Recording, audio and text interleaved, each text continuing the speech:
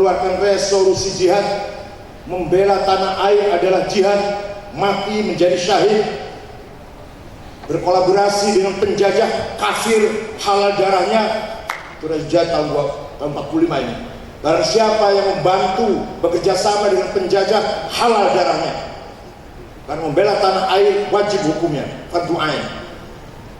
Terjadi peperangan di lapangan Kiai Abbas dari Cirebon, ingat dari Cirebon yang salah. Kiai Abbas Buntet dari Cirebon memimpin perang dan Kiai Masyhur dari Malang, mertuanya Pak Tolha Hasan, mertuanya Pak Syukron Makmun. Kiai Masyhur pernah jadi wakil ketua DPR MPR.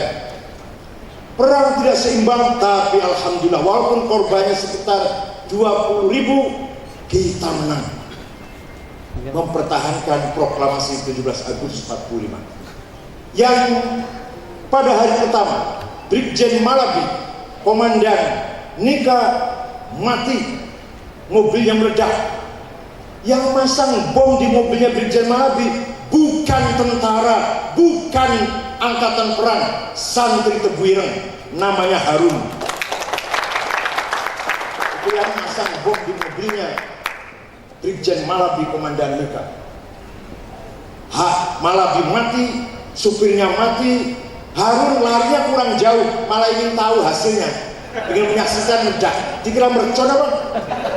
Maka Harun pun mati. Ini sejarah.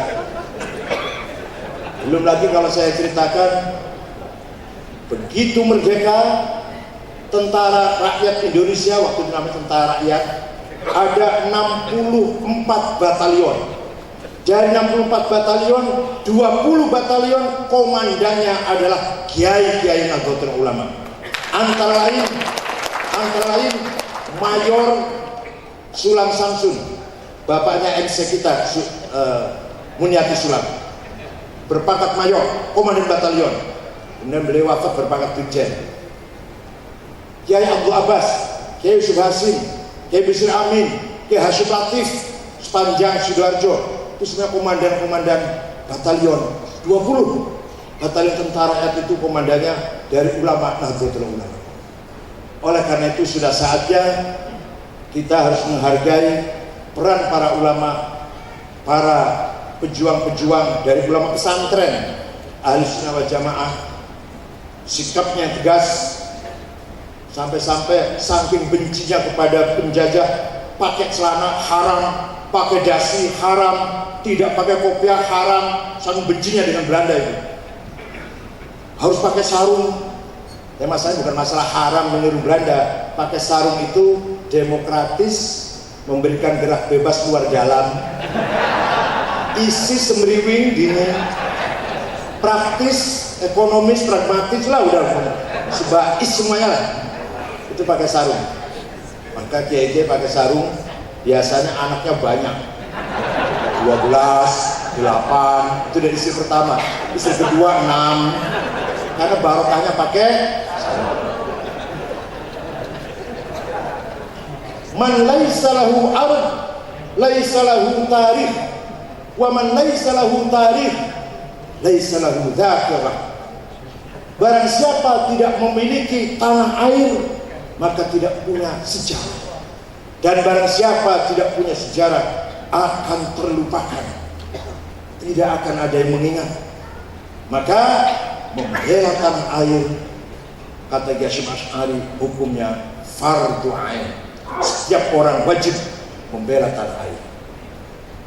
Yang kedua, akan kita bahas juga tentang iqtisad, bisnis, tijarah. Ini juga penting.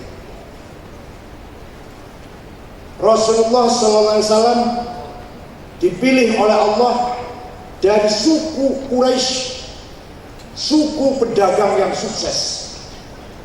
Sebutan Quraisy pertama kali disandang oleh kakeknya Rasulullah yang ke-11, namanya Syekh Fihr, Muhammad bin Abdullah bin Abdul Muttalib bin Hashim bin Abdul Manaf bin Qusay bin Kilab bin Murrah bin Ka'ab bin Lu'ay bin Ghalib bin Fihr. Fihr inilah orang yang pertama kali dipanggil Quraisy. Kenapa? Karena Syekh Fihr sukses berdagang, berbisnis. Kalau sukses berbisnis berarti sukses mengelola uang. Uang itu bahasa Arabnya kurs. Dari para bankir mandiri. Dia kata kurs dari bahasa Arab. Kata kurs itu dari bahasa Arab, artinya uang. Sugar bahasa Arab, zero bahasa Arab, cable bahasa Arab, sherif bahasa Arab, rice bahasa Arab yang masuk ke dalam bahasa Inggris. Kurs itu bahasa Arab, artinya uang.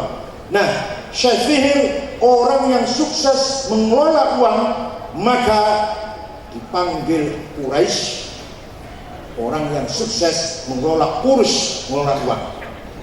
Beliau menguasai perdagangan sepanjang Jazirah Arab. Musim dingin dagangnya ke Yaman, musim panas dagangnya ke Syam, ke Suriah. Li'ila fi Quraisyin ila fihim rihlatas syita'i was-shaif. Suku Quraisy, suku pedagang yang sukses, selalu mobile, musim panas ke utara, musim dingin ke selatan.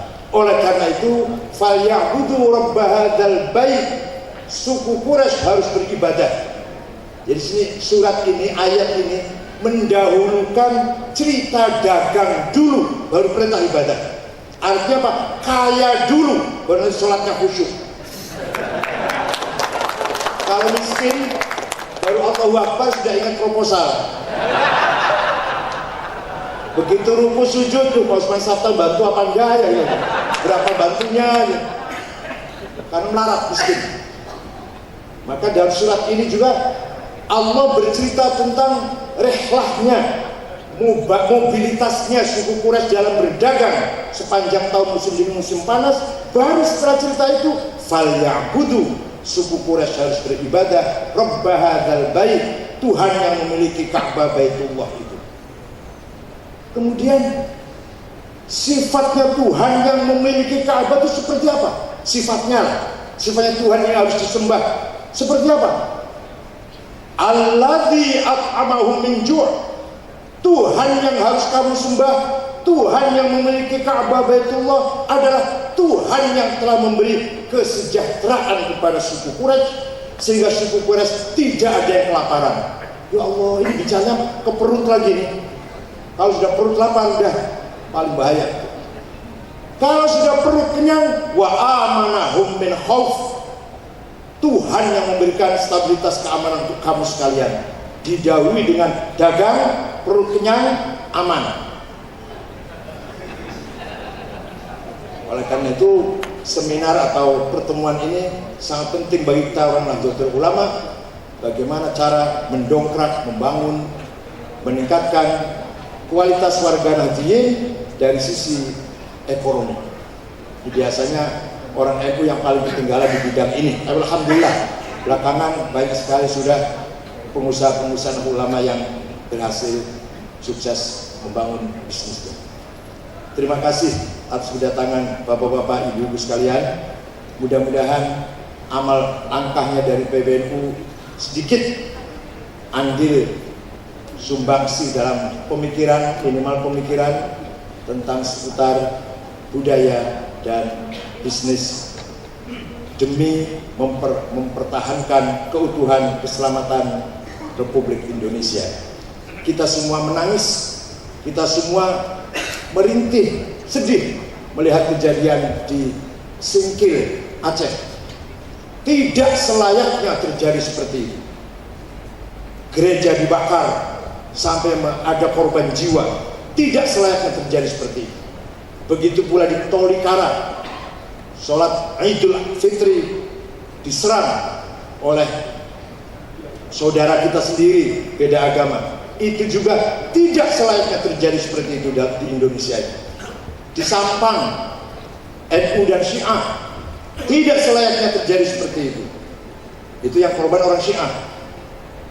Disusul di Jember, yang terakhir yang di Jember yang korban orang NU.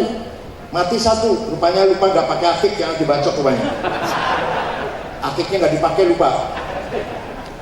Itu semua tidak layak dan tidak pantas terjadi di muka bumi Indonesia. Indonesia yang berbudaya, Indonesia yang santun, Indonesia yang beradab, Indonesia yang bermartabat, Indonesia yang berakhlakul karimah. Syukran wa dumtum fil khairi wal barakati wan najah, wallahul muwaffiq ila thariq. Wassalamualaikum warahmatullahi wabarakatuh.